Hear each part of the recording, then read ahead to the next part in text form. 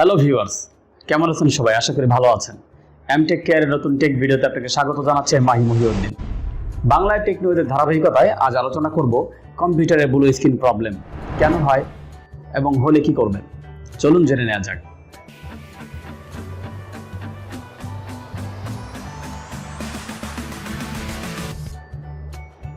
কম্পিউটারের যে ধরনের সমস্যাগুলো আমাদের খুব বেশি আসে, ম্যাক্সিমাম কম্পিউটারের লাইফ টাইমে যে সমস্যাগুলো আসেই তার একটি অন্যতম সমস্যা হচ্ছে ব্লু স্ক্রিন প্রবলেম। এই সমস্যা চেনার উপায় হচ্ছে একটা ব্লু কালারের ব্যাকগ্রাউন্ডে হোয়াইট কিছু টেক্সট আসবে, সেখানে মেমোরি ডাম্পিং এটসেট্রা অনেক কিছু লেখা থাকবে হাবিজাবি। যাই হোক, এই ঘটনার পর আপনি এটা ইউজ করতে পারবেন না, শাটডাউন হয়ে যাবে, কিংবা অনেক ক্ষেত্রে রিস্টার্টের ঘটনাও ঘটে। আর এটা একবার হলে বেশ কয়েকবার হতে দেখা যায়, ফলে কিন্তু কাজের অনেক ধরনের সমস্যা হয়। তো এই সমস্যাটা কেন হয় আমরা প্রথমে সেটা আলোচনা করে আপনাদের বোঝানোর চেষ্টা করবো কোন কারণগুলোতে হয়। কম্পিউটারে, ল্যাপটপ বা ডেস্কটপে ব্লু স্ক্রিন সমস্যার জন্য সবচেয়ে বেশি দায়ী করা হয় র্যামকে। আপনার র্যামে যখন কোনো ধরনের সমস্যা হবে, ধরুন র্যামটি উইক, র্যামের চিপগুলো ওভারহিট হয়ে যায়, র্যামের কন্ট্যাক্ট ময়লা হয়ে গিয়েছে, র্যামের স্লটে ময়লা হয়ে গিয়েছে, র্যামের উপরে ওভার প্রেশার করেছে, এইসব ঘটনার কারণে র্যামের যে সমস্যাগুলো ফেস করবে সেটা হচ্ছে ব্লু স্ক্রিন। এই ধরনের কোনো একটা সমস্যা হলে র্যাম ব্লু স্ক্রিন শো করে শাটিং ডাউনে চলে যাবে, পিসি বা ল্যাপটপ টার্ন অফ হয়ে যাবে। তো এই যে বিষয়টা, এছাড়াও কিন্তু র্যামের সমস্যা ছাড়াও কিন্তু ব্লু স্ক্রিনের সমস্যা হতে পারে।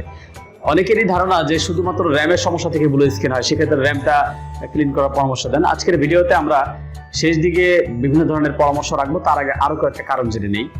র্যাম ছাড়াও কম্পিউটারের মাদারবোর্ডের কোনো চিপ, আইসি যদি যথাযথভাবে ফাংশন করতে না পারে, সেক্ষেত্রে কিন্তু ব্লু স্ক্রিন সমস্যা দেখা দিতে পারে।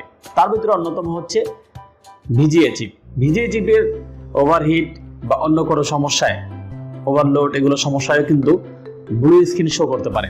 আর এই ব্লু স্ক্রিন মাদারবোর্ডের অন্য কোথাও সমস্যা হলে কিন্তু শো করতে পারে। এছাড়া আপনার হার্ড ড্রাইভের সমস্যা থাকলে, ব্যাড সেক্টর পড়লে সেক্ষেত্রে ব্লু স্ক্রিন শো করতে পারে।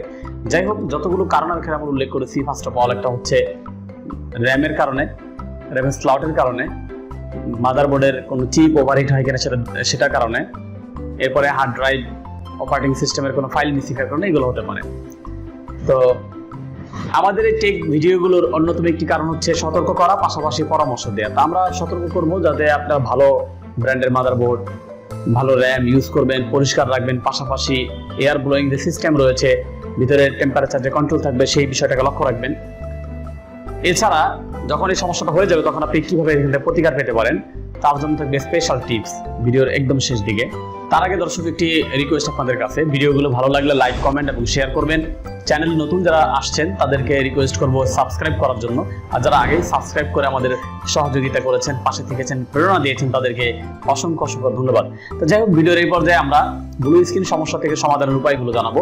প্রথমে যেটা করতে পারেন, আপনি আপনার র্যাম খুলে ভালো করে এটাকে ইরেজার দিয়ে, যে পেন্সিল লেখার পর যেমন মোছার জন্য যে ইরেজার ব্যবহার করে বাচ্চারা, সেগুলো দিয়ে আপনি এটার কন্ট্যাক্টগুলো, যে গোল্ডেন কন্ট্যাক্টগুলো থাকে, সেগুলোকে আপনি ভালোভাবে দুই পাশে ভালো করে ঘষে ওয়াশ করবেন। এরপর সেটাকে সফট কোনো কাপড় দিয়ে বা টিস্যু দিয়ে মুছে এরপর আপনি সেটা ইনসার্ট করবেন যথাযথভাবে, এবং সেই লকগুলো দুই পাশে বা এক পাশে লক থাকলে সেটা লাগছে কিনা সেটা দেখবেন।